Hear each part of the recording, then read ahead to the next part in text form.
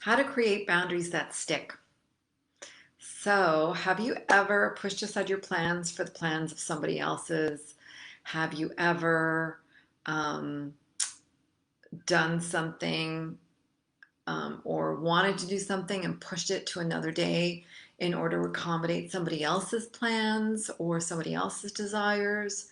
Or do you wait for friends to call you first with plans before um, before you commit to anything because you're just tired of making all of the plans? Or have you ever allowed someone to perhaps be mean to you only to make excuses for their behavior? And I know you've done this before in your relationships. So if you said yes to any of those questions or any of those scenarios, then listen up. Today we're going to be talking about boundaries and how to create boundaries that really stick this time. And when I talk about boundaries, I'm talking about integrity. So we know this word integrity. When we think of somebody who has integrity, we think of somebody who keeps their word, right? Who doesn't lie, who doesn't, can you see me? Who doesn't back down on commitments, or somebody who is kind of always there, right, when you need them. But I'm talking about emotional integrity today. I'm talking about how you have been falling out of integrity with yourself by shoving back your emotions around a scenario, or by ignoring your red flags. I talk about that a lot. By ignoring your feelings when somebody's perhaps crossed a boundary and maybe hurt you or made you feel less than or maybe dismissed you. So I know that there might be some of you out there who know what I'm talking about if you have children.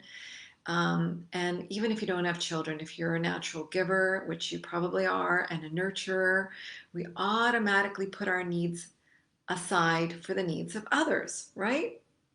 And like I said, if we have children, if we've had children, it's so easy to put our needs like way down on the list of priorities because there's the children to take care of. There's all their needs to take care of. There's if you have pets, there's other things. There's work related stuff. Everybody else seems to come before you.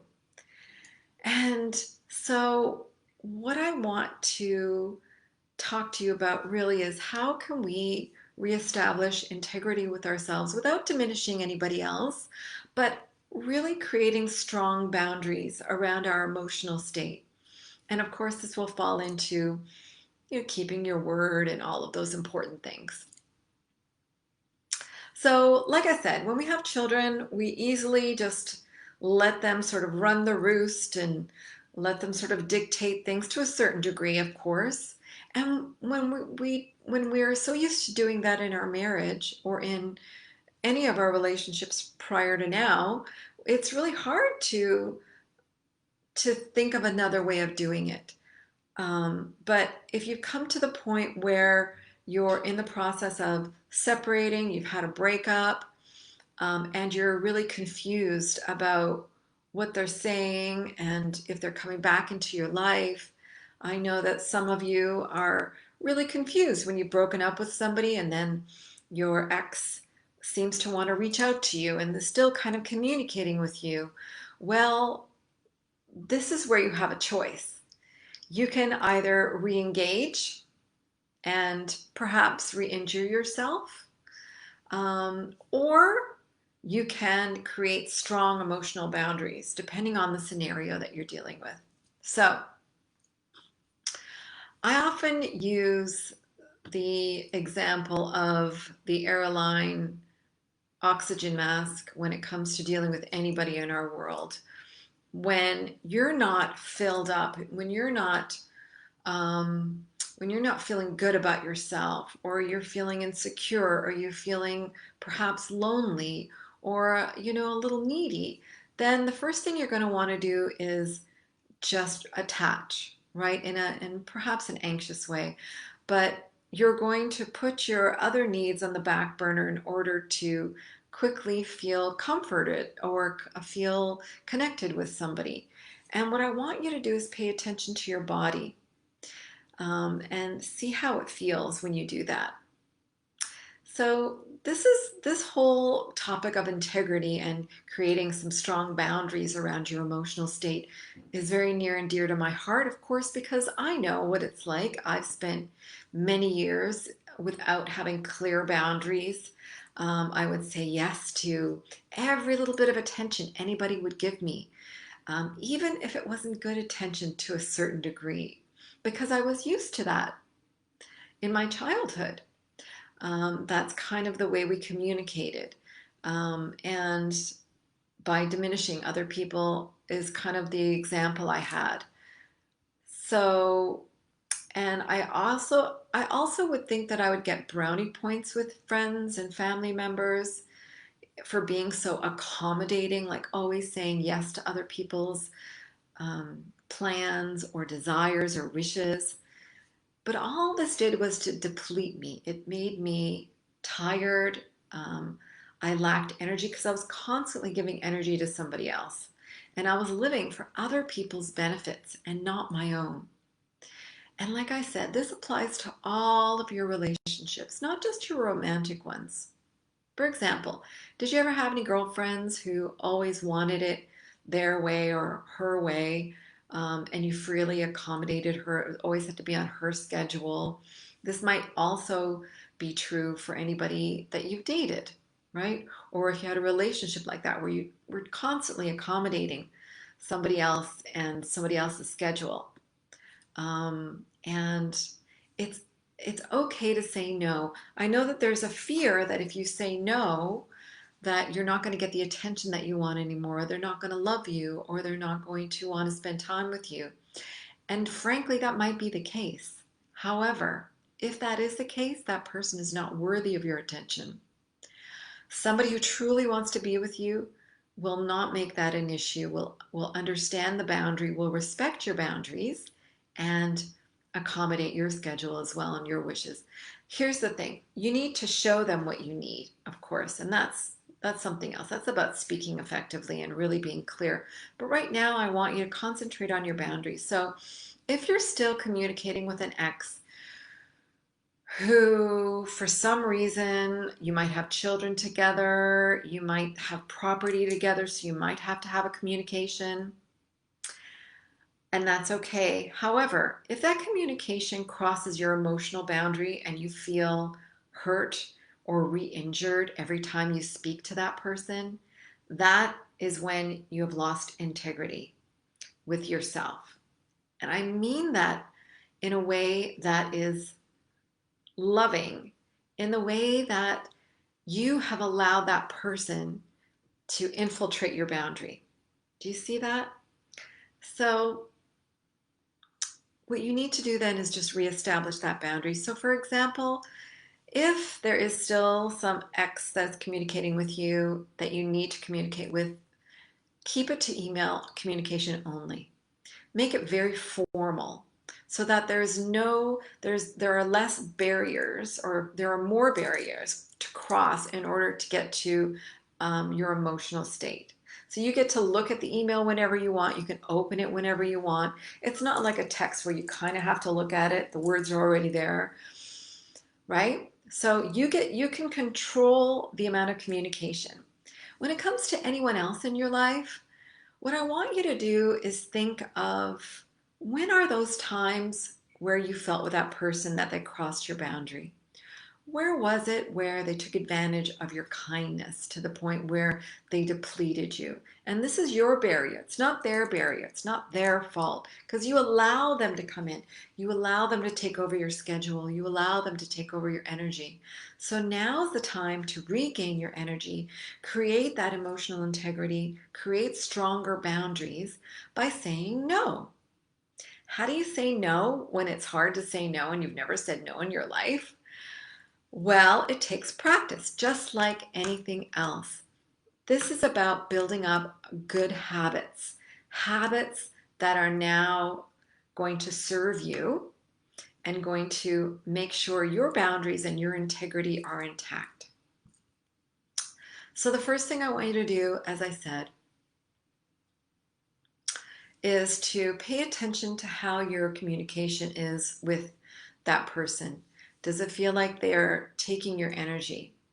Pay attention to how they communicate as well. Are they saying kind words to you, or are they diminishing you? Are they putting you down? Are they dismissing your concerns or your requests? If that's the case, then you need to establish some clear boundaries around that type of communication. If they're not being kind, considerate, and they don't take time to hear you and to actually respond appropriately to what your requests are, then you need to create a boundary. And if it feels icky, if it just feels icky, maybe you can't really define it and it's really hard for you to establish what a boundary is. Just think about this word. Does it feel icky? Does it feel icky when they sort of say things to you, or when they do things that aren't consistent with what they say they're going to be doing, or they don't show up for you when they said they were? That feels icky. Then they have clearly crossed an emotional boundary. Swipe left, right? That goes with, of course, dating. When you just start talking to somebody, you will know in the first 10 seconds, like in the first communication, whether that person is going to respect your boundaries, respect you, and maintain your integrity, or if they are not respecting you. And you're gonna know in the phrasing, you're gonna know in the words they use. So the more you practice your boundary setting, and the quicker you'll be able to get that person, or get the person or the people in your life to start respecting your boundaries and honoring you for your desires and your wishes. Okay, so I have many clients who just don't know how to say no. So saying no is a real art, because you don't necessarily have to go no all the time and say it in a rude manner. I mean, we're pulling away from that type of communication. We really don't want to have that type of communication anymore, right? We're not coming from the wounded communication part. We're coming from the secure, confident part of who you are, because I know you're in there, right? And you know you're in there too. So communicating from a secure part is saying no in a kind way. So you don't always have to say no and disrespect anybody. So ways to say no is about establishing um, certain phrases that become a habit for you. So you can say things like, "So that's a no for me, but we can do something else another time," or "I'm a no for now," and just leave it at that. Or another one is my favorite: "That doesn't work for me. I'm gonna go and do something else." Okay? So saying no doesn't necessarily mean no. It means, I get you, but I'm going to choose something differently now. So establish your level of integrity by finding out how it feels in your body when you communicate with somebody. Your body is your emotional barometer. It tells you everything. So the more you can tune into how you're feeling in your body, the easier it will be for you to recognize your boundaries and then reestablish them when you need to. So what I want you to do then is, once you understand that feeling when your boundaries have been crossed, do a little exercise and write down 5 ways of saying no. So I already gave you 3. That's a no for me right now. That sounds great, but I think I'm going to go and do something else. Or what was the other one? That just doesn't work for me right now. Okay, so add on to those. Make yourself, or give yourself 5 good lines of different ways of saying no. And then memorize them. Make them part of your toolbox of polite ways of saying no. I had a conversation with my grandson who just turned 7. His mom, my daughter-in-law, is such an expert at this. She has really trained him how not to make anybody feel bad. In this and of course it's not his responsibility, but I was asking him whether or not he liked these cupcakes that I sent him, and I wasn't sure whether they were his flavor. So when I asked him, so how did you like the cupcakes? He says, well, I really like that you gave them to me. I really like that you sent me those cupcakes. It was so cute. So they weren't his flavor. Didn't really like them. But he was so polite about it. And I thought, huh, look at that. What a little expert already knowing how to say no, but in a polite way. So give yourself 5 good lines that become a habit that you can draw on whenever you need to say no. Now, when it comes to an ex or somebody who you really need to do a hard line no, I want to encourage you to make your communication by email only, or simply saying, no, we have to stop this communication now. I'm no longer going to be texting you. Goodbye. Of course, there are different levels. Sometimes you have to be really direct in order to get the message across, but you can still be respectful, right? Because when you are disrespectful to somebody else, you diminish your own respect. But that, when you are respectful with somebody else, then you keep your respect as well. Do you see how that works? So reestablish that emotional integrity, reestablish your boundaries by clearly looking at your relationships and having a good 5 lines of different ways of saying no, and then practice them so that when that feeling comes over you and you know a boundary has been crossed, you can easily use your words instead of using the wrong emotion or the wounded emotion that comes through when we miscommunicate. Because our goal is to reestablish all our respect for ourselves. And we do that by respecting other people and we respect our different voices. So that's your rule for today. Give yourself time to establish some no sentences and to reestablish your integrity. You can do it. And when you start establishing those stronger boundaries, your energy will come back. You'll start feeling more confident and you'll start being more secure in knowing what you don't want in your life anymore. Okay? Thank you for joining me today. We'll see you next time. Have a great day.